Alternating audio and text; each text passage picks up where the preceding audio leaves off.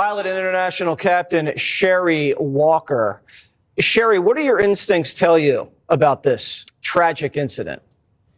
Well, a Lear 55 is known in the industry as being quite a handful to fly anyway. It has two rear-mounted engines, and this aircraft had 1,400 plus pounds of fuel on board.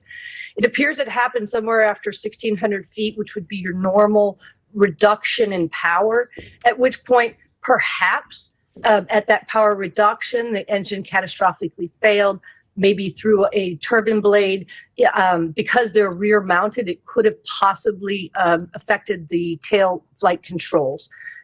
Otherwise, looking at the video with it on fire as it approached or as it spun into the ground, I suppose since it was an air ambulance of Mexican registry, we don't know what equipment was on board, but there could have possibly been an oxygen tank or some other equipment issue that caused the catastrophic explosion. So if you do notice that the plane is on fire on the way down, what would that indicate?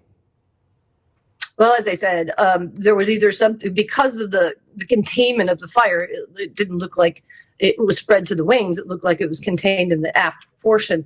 And my gut is it was probably an engine fire. Okay, so an engine fire. And that was not able to be checked before takeoff? How would that happen right after takeoff? This never happens in the United States of America. Very rare.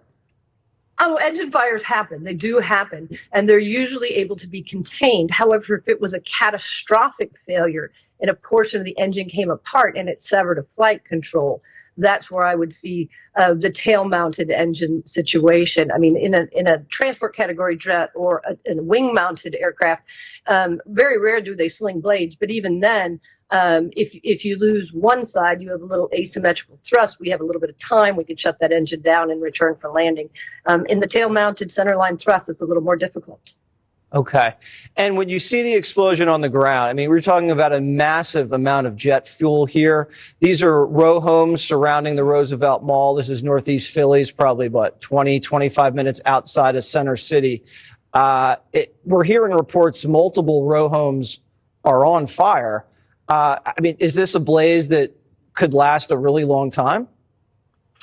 Jet fuel, Jet A, is typically kerosene, the equivalent thereof. It's not like an avgas, which has a high explosive rate and then a quick burn. So it's a little thicker. It may take a little bit of time to get it out, get it extinguished, but I don't foresee it being.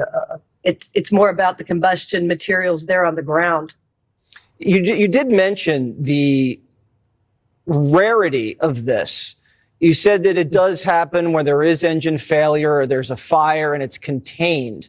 But something like this, where it's uncontained and it's a catastrophic failure and it leads to a spectacular crash, how rare is that in the United States of America?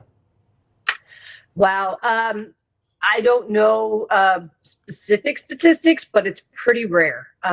Majority of airliners are not rear mounted engines. The Lear is known for being, a little more challenging to fly anyway. And the close proximity of the two engines to each other, if one catastrophically failed, and it does happen on occasion, it could have infiltrated the other engine, or as I said, the rear flight controls, which is what it looks like. And the jet's registered in Mexico. Yes. What would that indicate? Just ownership? Aircraft registration all over the world, just like ships are registered in the Bahamas. So I'm not familiar with the company. They could have owned it in Mexico, leased it to a U.S. company, could be here on work. So really doesn't mean anything. It would still undergo the same inspections as a U.S. aircraft would. Got it. All right, Sherry, thank you so much. You bet. Let's dip into our local